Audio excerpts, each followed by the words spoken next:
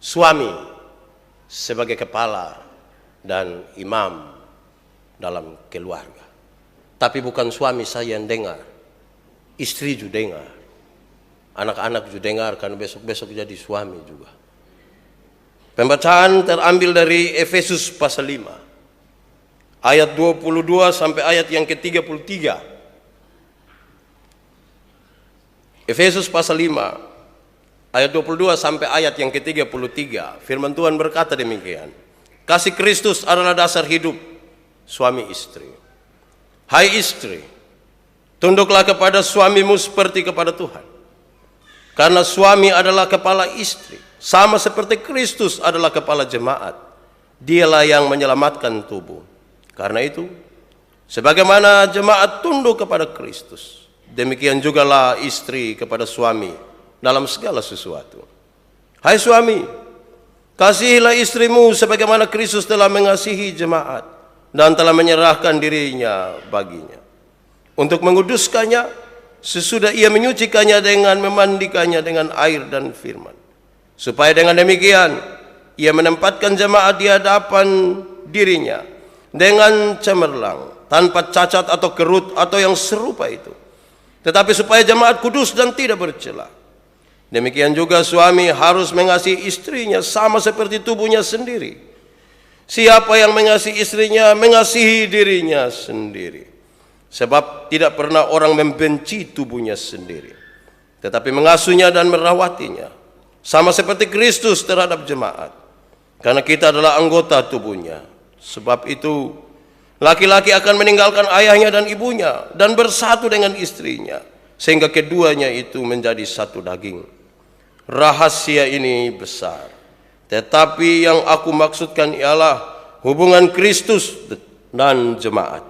Bagaimanapun juga, bagi kamu masing-masing berlaku, kasihilah istrimu seperti dirimu sendiri, dan istri hendaklah menghormati suaminya. Demikian firman Tuhan. Berbahagia setiap orang yang mendengar firman, memelihara dan melakukan dalam hidup setiap hari. Haleluya. Haleluya, haleluya, haleluya. Shalom. Sekali lagi, shalom. Bapak Ibu saudara-saudara, tolong renungkan ini. 1-2 hari yang lalu ini, saya lihat orang bikin profil di BB. Beberapa orang, salah satunya Ko Paul itu. Tulisannya begini, tolong ini direnungkan. Saya nanti tambah-tambah sedikit, tapi tolong renungkan ini. Jangan marahi istri sewaktu habiskan hartamu. Itu baik yang ada harta. Yang tidak dihabiskan apa? Lanjut. Barang siapa mempunyai istri boros, maka suami akan kaya. Istri-istri boros sudah. Kaya nanti. Barang siapa yang memperlakukan istrinya dengan perhitungan, maka hidupnya akan serba kekurangan. Jadi mam tua baru mau makan sambal sedikit, kita bilang main sambal terus, miskin nanti. Lanjut. Barang siapa yang menjamin istrinya dengan penuh, maka Allah akan menggantinya dengan hidup yang selalu berkecukupan. Siapa menjamin istrinya dengan penuh, bukan penuh jengkel, penuh tanggung jawab, Allah menggantinya dengan berkecukupan. Terus dia tutup dengan, sesungguhnya rezeki suami tergantung dari kebahagiaan istri. Luar biasa ya. Berarti kalau istri bahagia, tandanya rezeki suami banyak. Luar biasa. Tapi itu saya bilang renungkan dulu, belum kesimpulan. Renungkanlah. Lalu kita membaca bagian pembacaan ini. Efesus pasal 5 ayat 22 sampai ayat yang ke-33. Paulus menulis surat ini ketika dia ada di dalam penjara. Tapi dia cukup prihatin terhadap kehidupan jemaat. Efesus sementara itu berada dalam sebuah keadaan di mana mereka menyembah dewa, dan dewa yang paling mereka sembah itu adalah Dewi Artemis yang dianggap sebagai dewa kesuburan. Mereka menyembah dia. Dan tunduknya mereka kepada kaisar yang begitu luar biasa, bahkan hampir dianggap sebagai Tuhan. Walaupun di dalam penjara, Paulus merasa penting untuk menyampaikan ini kepada mereka, supaya mereka sadar sesuatu, bahwa dalam hubungan antara umat dengan Tuhan Allah, jemaat dengan Allah, harus seperti hubungan seorang suami dan istri, di mana suami telah memberikan dirinya untuk menebus istrinya. Ini dalam cerita tentang Yesus. Sehingga jemaat harus hidup seperti itu tanpa harus memakai dewa-dewi lain sebagai pengganti suaminya. Saya sedikit hati-hati menyampaikan ini oleh karena budaya Alkitab dalam tulisan ini lebih condong kepada budaya patriarki, laki-laki, sehingga hampir-hampir perempuan dianggap adalah manusia ciptaan kedua dan tingkatnya sedikit di bawah laki-laki. Tidak dengan maksud itu. Hampir semua budaya di dunia juga ada dalam budaya itu. Fam harus ikut fam suami. Jadi dulu ibu Raja Kana menikah dengan saya, hapus yang raja, ikut menobe dulu, baru di belakang taruh begitu. Laki-laki. Tidak banyak suku-suku yang matrilinear. Di Indonesia suku Minang, tapi tidak punya pengaruh besar terhadap siapa kepala. Lebih kepada ikut marga istri dan suami dianggap sebagai pendatang. Karena itu dalam perspektif ini, saya mau ajak kita untuk merenungkan kenapa suami disebut sebagai kepala dan menjadi imam di dalam rumah. Mari kita lihat beberapa hal ideal, baru kita masuk ke dalam beberapa contoh praktis untuk kita memahami apa yang harus dilakukan istri terhadap suami dan tanggung jawab suami kepada istri. Kita mulai dari suami. Saya coba periksa arti suami. Dan kamus memberi penjelasan bahwa suami itu, dengar, suami itu adalah seorang pelaku. Pelaku, bukan penonton. Dia adalah seorang pelaku pernikahan yang berjenis kelamin pria, bukan wanita, pria. Yang berjanji, berikrar untuk memperistri seorang wanita. Jadi dia seorang pelaku perkawinan, pria, laki-laki, bukan laki-laki hidung belang, yang berjanji untuk menikahi seorang wanita, bukan seorang laki-laki, seorang pria. Pernikahan itu dilakukan dalam sebuah upacara sebelum statusnya resmi sebagai istri dan suami. Jadi dalam sebuah upacara. Jangan tiba-tiba bilang, lu tahu kok tidak, saya ini dia pus laki. Tidak bisa begitu. Ada upacara menuju ke situ. Lalu, apa tugas suami setelah mereka ada di dalam pernikahan itu? Apa tugas suami? Supaya suami-suami dengar memang ini. Istri ju catat, kau pulang tempel di pintu kamar.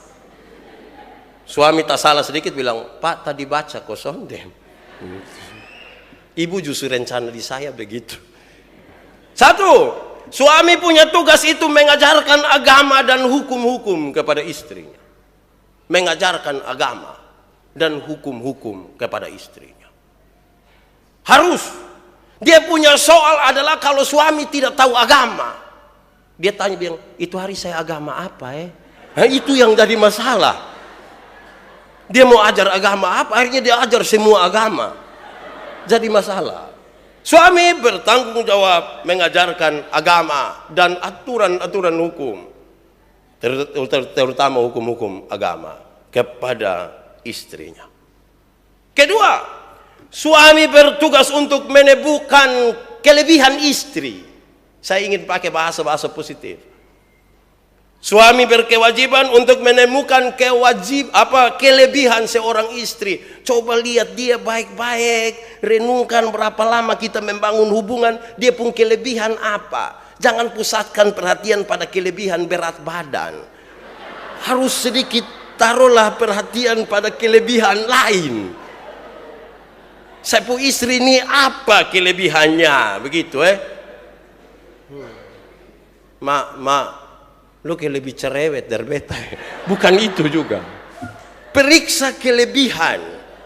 Karena kelebihan-kelebihan itu yang akan membuat kita terikat satu dengan yang lain. Karena akan sulit ditemukan di tempat lain, di orang lain, dan seterusnya. Pastikan dia punya kelebihan. Jangan hanya cari dia punya kekurangan. Bilang dia dasar orang udik, pedalaman, tidak tahu diri. Temukanlah dia punya kelebihan. Ketiga, suami bertugas untuk mengasihi istri. Mengasihi. Bukan memukul, mencela, atau menghina. Jadi suami pun tugas mengasihi. Sayang, kurang sambal kok. Mau tambah sama. Bukan pukul. Kita tidak pernah menikah dengan istri yang namanya Chris John. Tidak pernah. Tidak pernah. Kita menikah dengan seorang istri, seorang perempuan yang butuh dikasihi, bukan butuh dipukul. Angkat tangan suami-suami yang biasa pukul istri. Tidak ada di sini Bagus. Tuhan memberkati saudara-saudara. Atau ibu-ibu yang biasa kena pukul, angkat tangan. Jangan berani angkat tangan pulang kena pukul. Itu bahaya Jadi mengasihi. Jangan KDRT. 80% kasus yang ditangani oleh Polda NTT itu adalah kekerasan dalam rumah tangga. Istri pukul suami, suami pukul istri, orang tua pukul anak, anak lawan orang tua.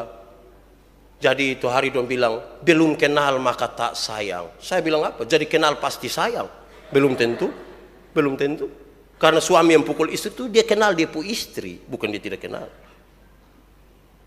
Bukan mencela. Bukan mencela. Andi tadi saya bilang, jangan kawin orang rote. Ini bukan mencela. Gitu Saya bilang kawin sesama Timor, lu tidak mau. Jadi bukan mencela. Bukan menghina. Andia kamu dari keluarga miskin, untung lu kawin ame betan, lu hidup agak sedikit baik. Untuk. Jadi bukan menghina Seperti apapun kita pun posisi, jangan menghina. Karena dia istri. Lanjut. Suami punya tugas adalah menafkahi dengan tulus. Memberi makan. Memberi perhatian. Berikan dengan tulus. Jangan sampai pulang bilang, ini yang lu pesan nih, ame ke lu puas. Ame. Sebentar beli lu muka asam lah Tidak begitu tulus. Tulus dikasih bikin kejutan. Suruh mama keluar terus taruh babah di dalam kamar bersengaja bikin tidak tahu.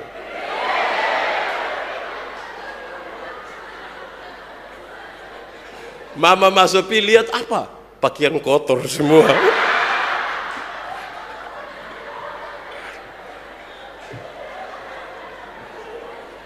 Menafkahi dengan tulus. Jadi suami-suami tolong nafkahi istri. Jangan hanya bilang, ini lu ini jadi bebangsa dalam keluarga. Tidak bisa nafkahi istri. Lanjut. Suami punya tugas adalah bersikap lembut terhadap istri. Lembut. Tidak kasar. Tidak keras.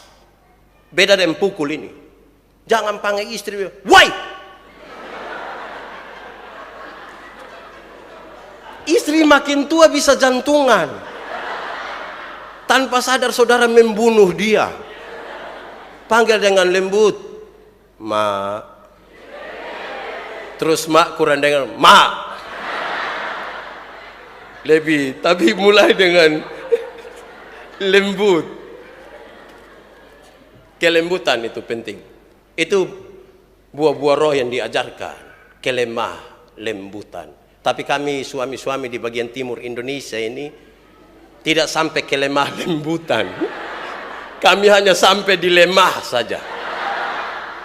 Ketika lemah baru kami tahu kelembutan. Artinya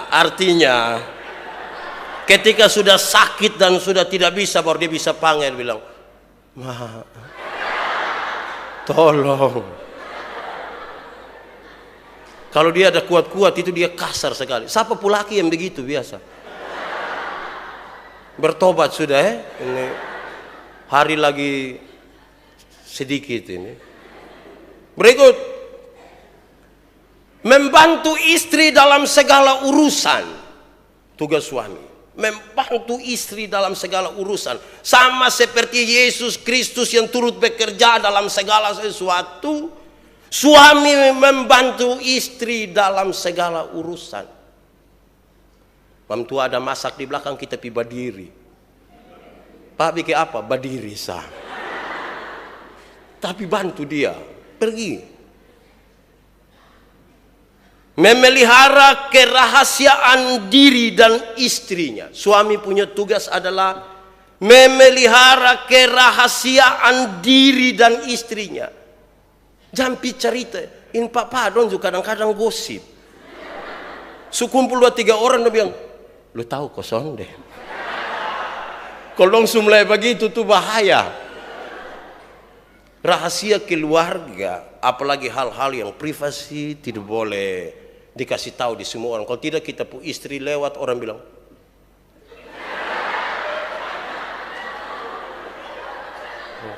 jadi berhenti. Menjaga, itu suami pun tugas. Berikut, ini dia pun poin ada 20 kok.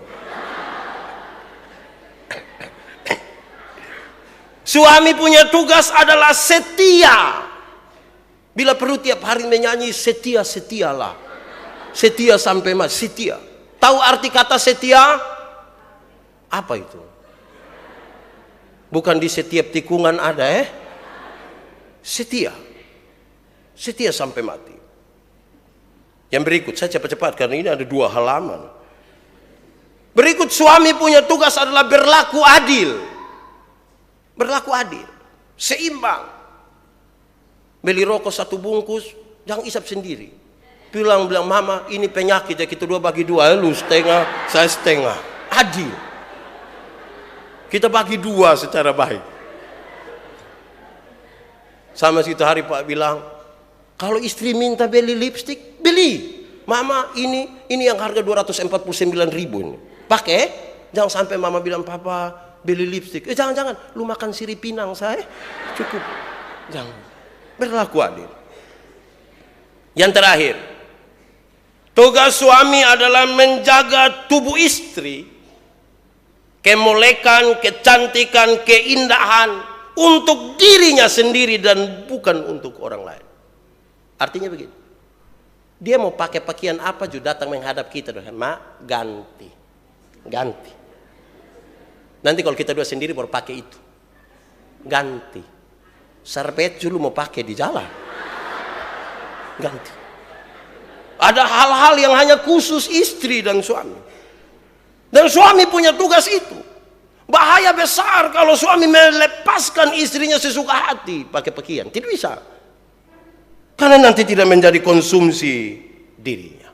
Kita pindah pi imam dulu. Suami tadi sudah. Imam.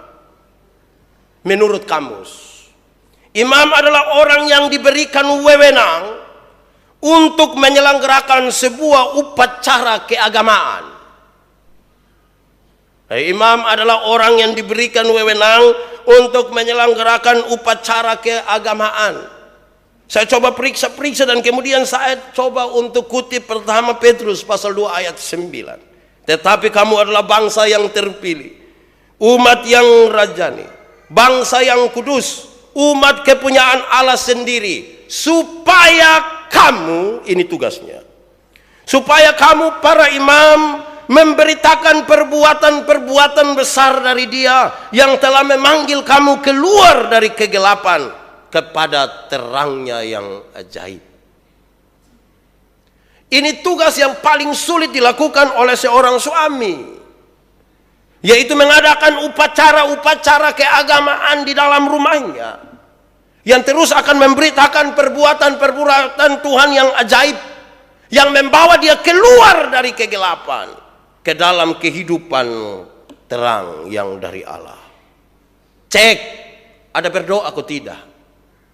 Tidur berdoa kok tidak, baca Alkitab kok tidak, dan suami sebagai imam melakukan itu, membawa suami lain, istri, anak-anak untuk melakukan upacara itu. Saya pakai kata upacara ini tidak berarti ada yang pemimpin upacara, komandan pasukan, siap, glok, tidak begitu. Tapi menuntun mereka untuk ada di dalam tanggung jawab itu. Karena itu suami-suami harus tahu berdoa. Suami-suami harus tahu 10 hukum di mana. Jangan sampai bilang, 10 hukum di mana lah Adi? Terus dia pun anak kasta bilang, Bapak masa tidak tahu? Bukan, Bapak lupa. Bapak kan sibuk dengan bisnis, atau sibuk. Bapak yang tahu. Terakhir, kepala keluarga.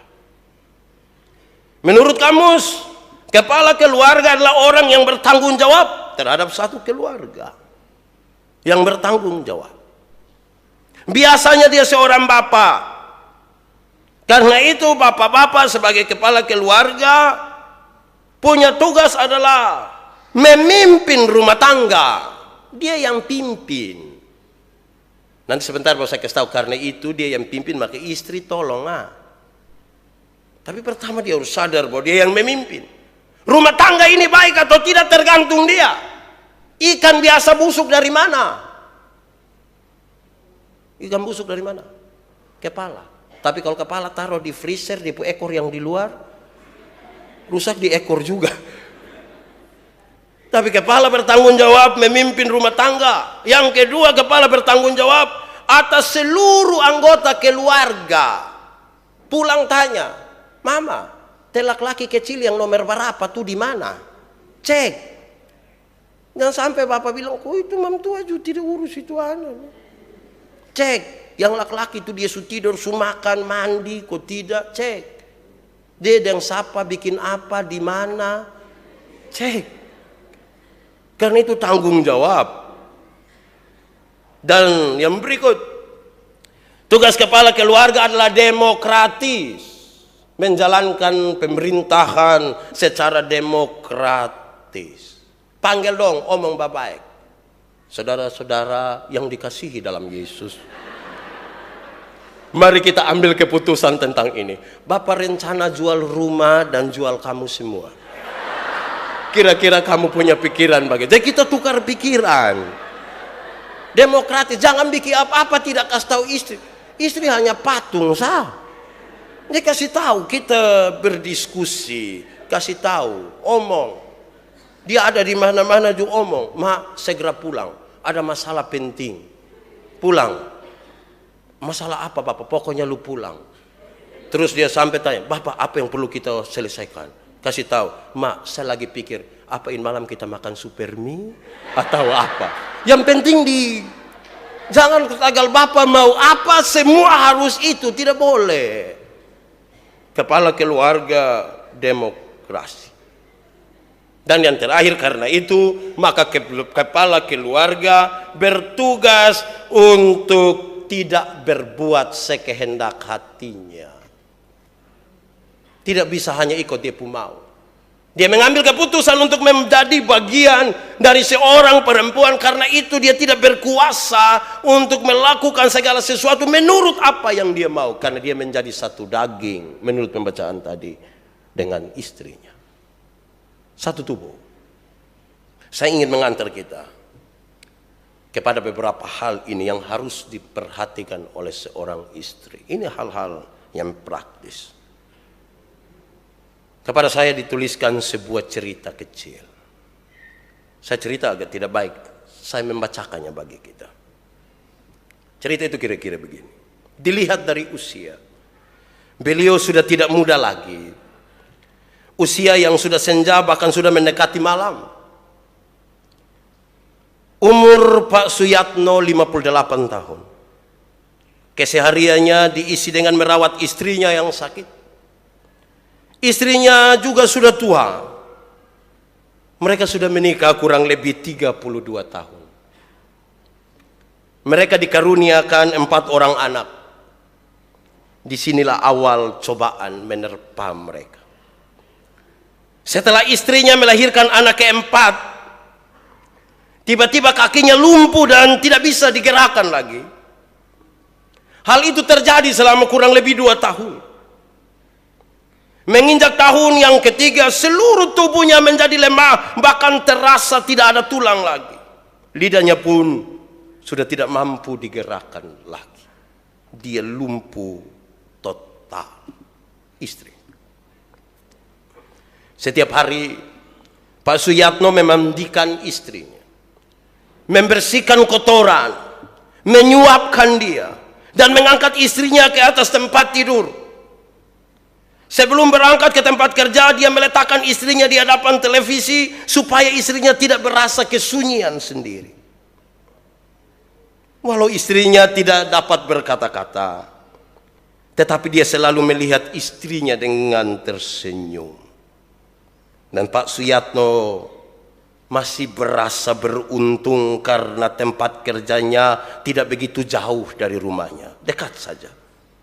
Sehingga siang hari dia boleh pulang ke rumah untuk menyuapi istrinya. Petangnya dia pulang untuk memandikan istrinya, menggantikan pakaian.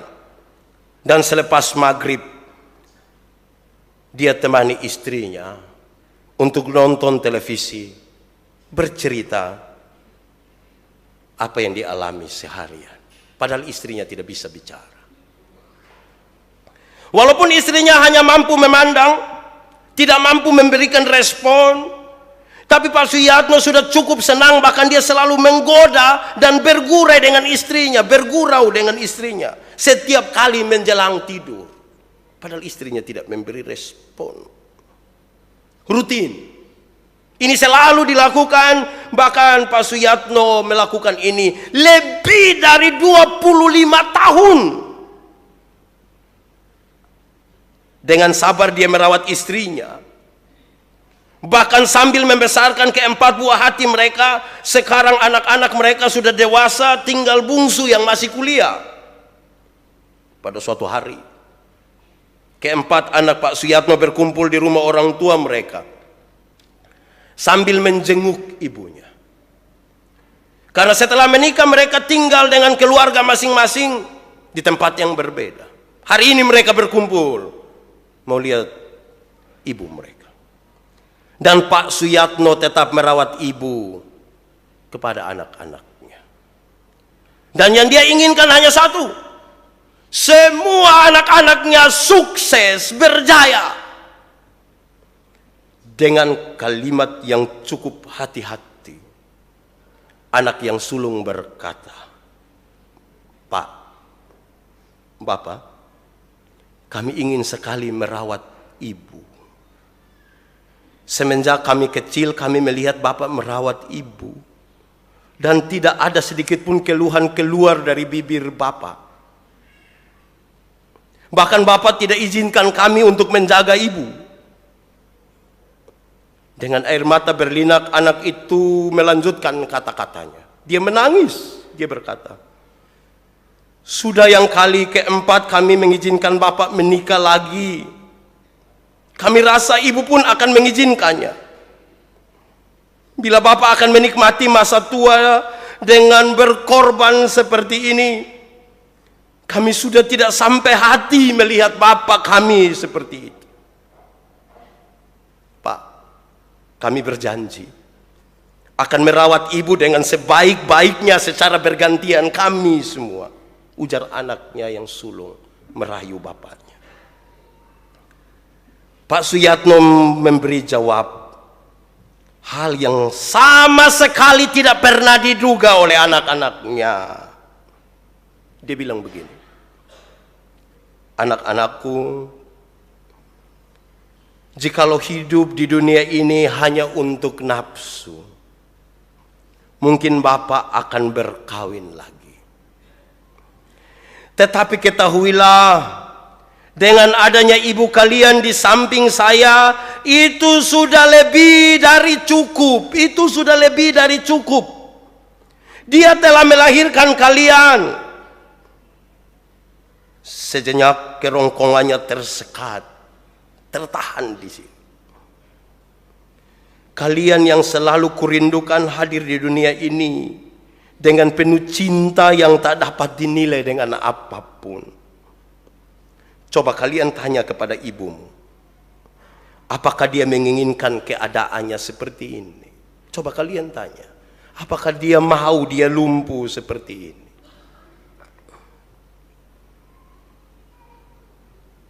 Kalian menginginkan Bapak bahagia?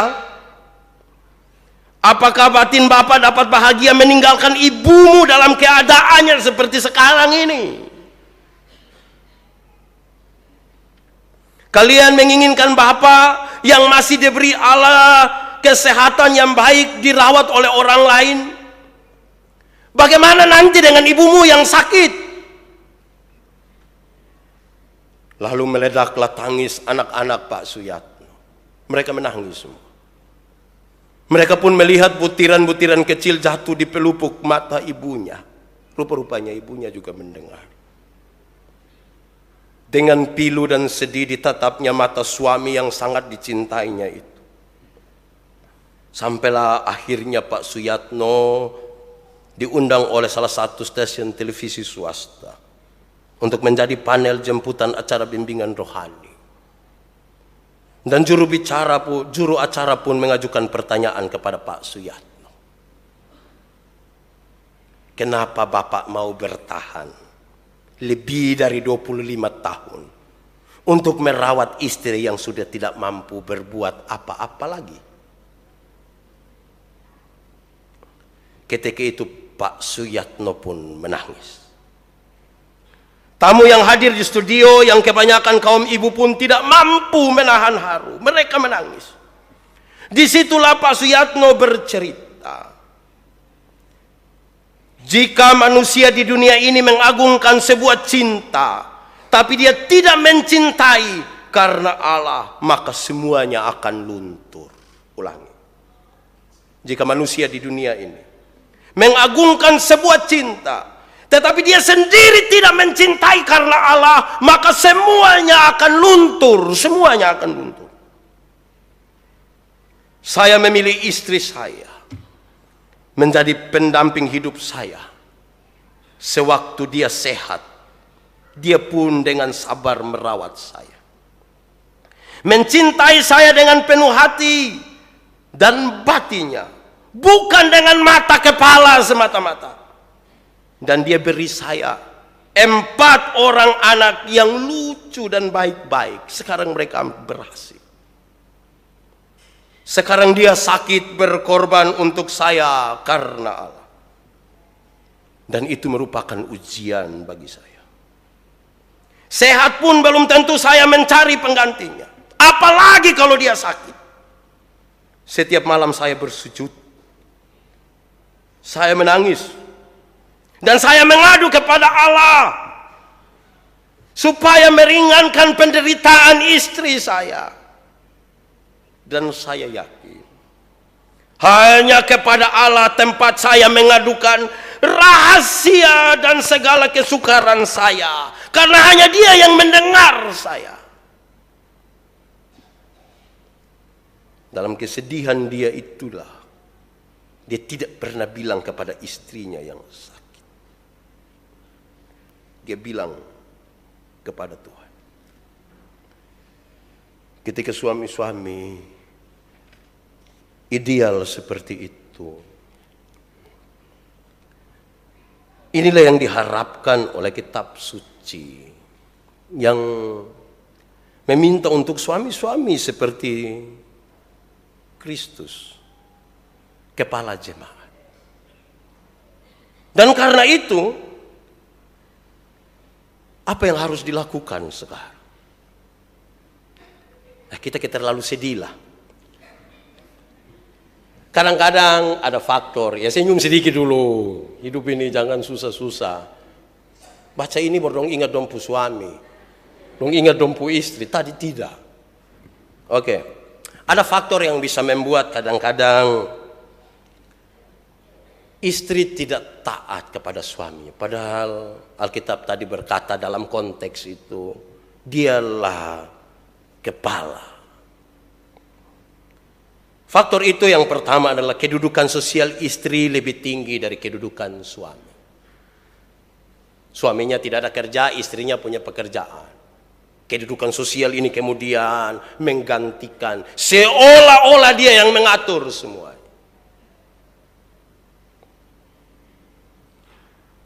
Kadang-kadang ini bisa diakibatkan karena istri lebih kaya dari suami. Apalah dia tahu, waktu sebelum menikah suaminya miskin, menikah dengan dia yang kaya. Wajib hukumnya sekarang untuk suami tunduk kepada dia. Kadang-kadang ini hal bisa terjadi karena istri merasa lebih pandai dari suami, karena dia sekolah tinggi, dia sarjana. Suaminya hanya tamat SMA, lantas dia rasa dia lebih tinggi. Kadang-kadang hal ini bisa terjadi karena watak istri lebih keras dari suami.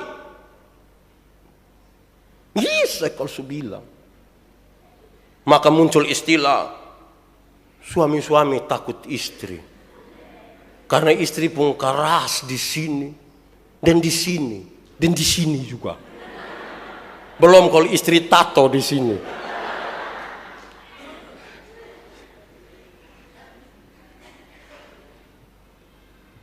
Apalagi kalau istri berasal dari lingkungan budaya yang menempatkan perempuan lebih tinggi dari suami. Apalagi kalau istri tidak mengerti tuntutan agama yang menempatkan istri dan suami pada ketentuan yang sebenarnya. Maka hal yang istimewa tadi bisa hilang, bisa tidak ada. Hai istri-istri, dengarlah beberapa hal ini. Ada 13. Catat pulang lakukan. Supaya jangan tanya bilang, Pak, kalau misalnya tidak ada misalnya, lakukan. 1. Nanti minggu depan ketika omong istri, baru suami dong yang catat. Ini kan minggu pertama baru suami. Jadi tahan sedikit. Jangan mukamu muram, hati panas, berakibat pada ekonomi keluarga nanti. Oke. 1. Hai istri-istri, karena itu janganlah mengabaikan wewenang suami. Anda punya pendapatan pekerjaan lebih tinggi, it's okay. Saya bahasa Inggris juga. Tapi Anda jangan mengabaikan wewenang mereka. Mungkin Anda bisa kasih jajan kepada anak-anak 50.000 karena pendapatanmu lebih besar. Suami punya kecil dan hanya bisa memberi 1.000. Biarkan wewenang itu, biarkan. Istri, benar bahwa engkau mengendalikan di rumah, tapi jangan suami di hadapan banyak orang juga bilang, tunggu kok saya tanya mak, dote tahu Biarkan wewenang itu. Biarkan Coba lihat istri kau bilang, mak biarkan. Ibu biarkan. Lihat istri kau bilang begitu, biarkan. Yang kedua, istri-istri, jangan enggan memenuhi kebutuhan seksual suami. Suami minta,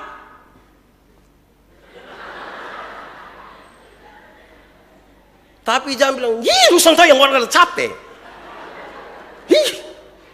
Yang begini-begini yang beta mau keluar dari rumah nih.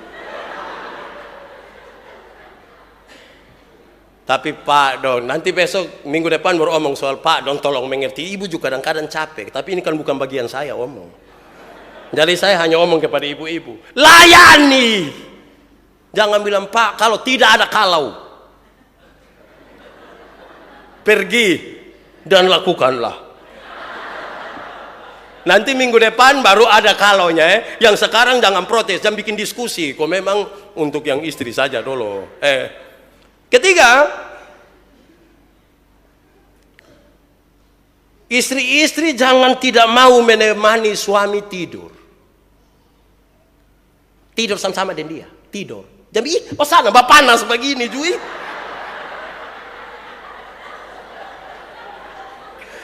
Tidur.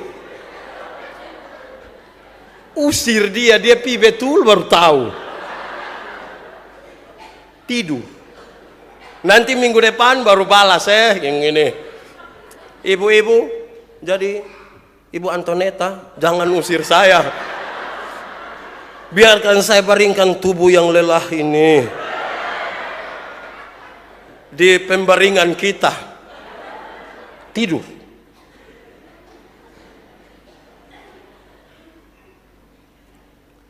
Istri-istri yang kelima ini. Jangan memberatkan beban belanja suami.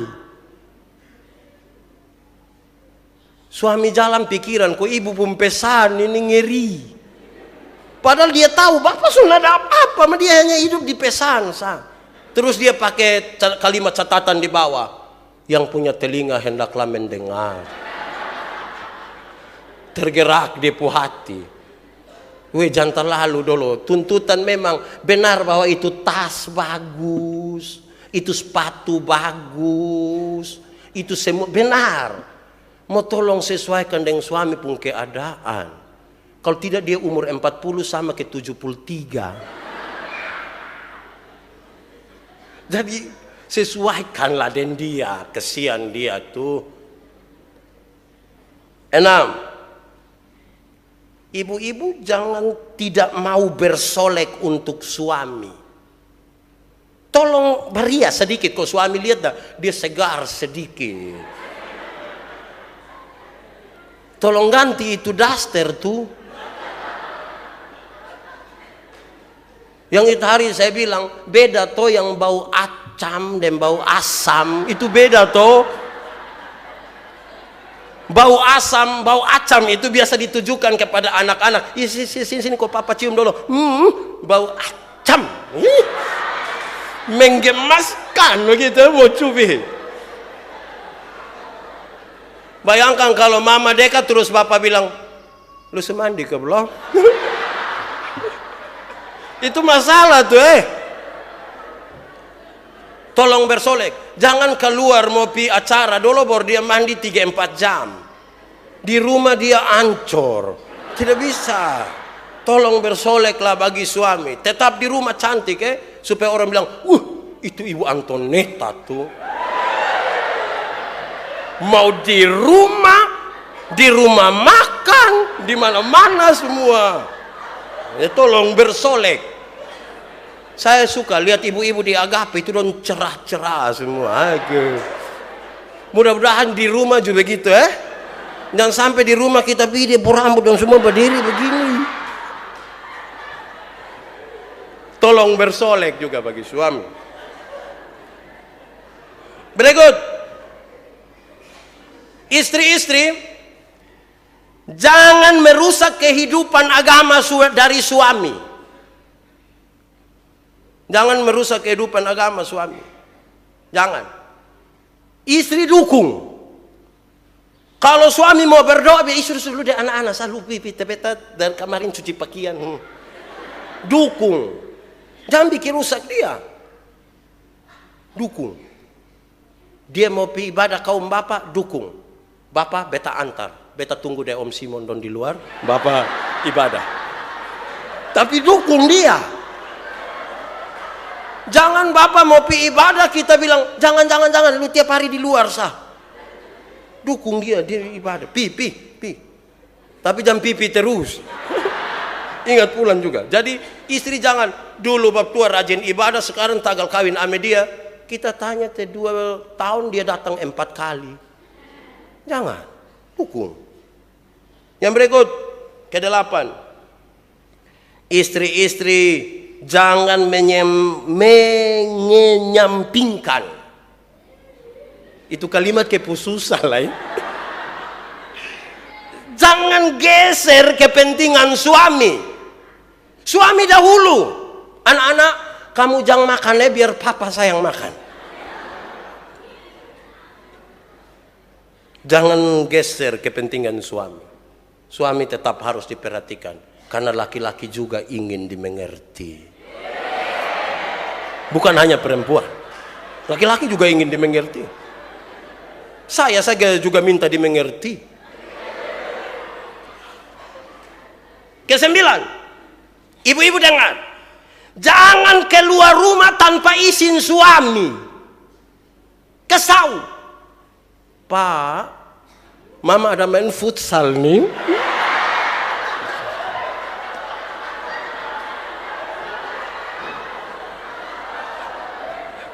Izin, kasih tahu. Ada kok ibu-ibu yang keluar-keluar tidak kasih tahu baru pulang bapak babongkar mama di mana nih.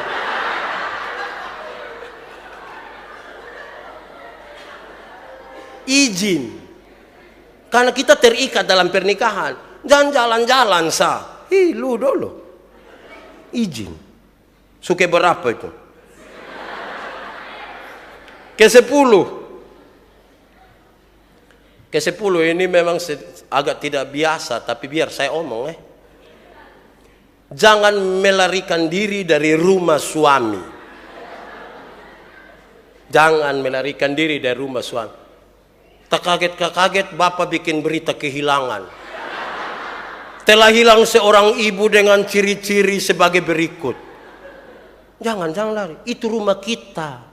Rumah masa depan. Kita dan anak-anak kita.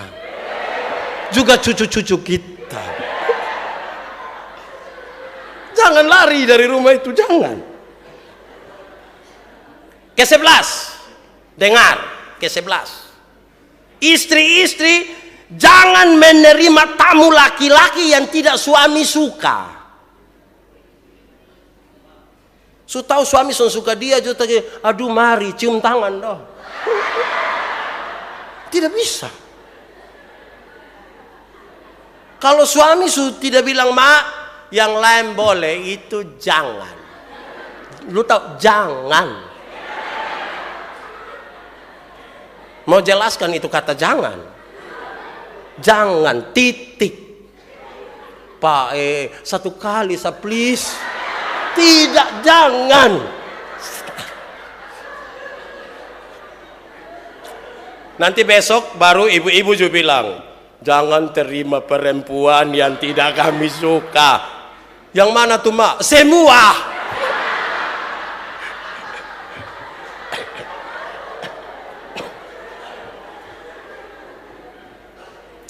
Ke-12. Ini semua terakhir. Ke-12. Ini hari gereja lama. Lagu saya 8. Khotbah 3 jam. Pulang langsung pakiau habis. Ke-12. Dengar ibu-ibu. Ibu-ibu tidak boleh menerima jamahan dari laki-laki lain. Tidak boleh. Juga dari perempuan lain tidak boleh. Suami sah. Jelas? Saya naik oto menuju ke Atambua baru-baru. Di itu oto samping tulis. Kalau 6464H jangan bikin ke plat kuning. Mengerti di arti? Kalau 6464H dibaca, jangan bikin ke plat kuning. Jelas? Suami sah. Itu hari saya bilang, Laki-laki dan perempuan itu telanjang, tapi mereka tidak merasa malu. Dia telanjang bagi istrinya, istrinya telanjang bagi dia, karena mereka telah menjadi satu daging. Bukan hari telanjang di sini, besok di situ, lusa di tidak. Bagi suami.